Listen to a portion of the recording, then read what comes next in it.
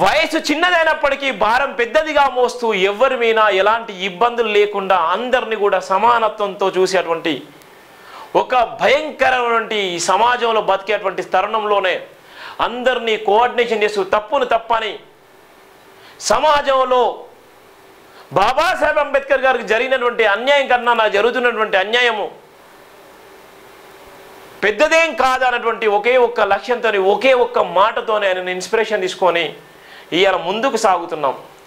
ఒకనొక దొంగ నా కొడుకులు పిచ్చి పిచ్చి కామెంట్ చేసి పిచ్చి పిచ్చి మాట్లాడుతున్నారు. ఈ నా కొడుకును నిజంగా మాదిగలు తన్నుదే ఎక్కడ ఉంటారో తెలుసా?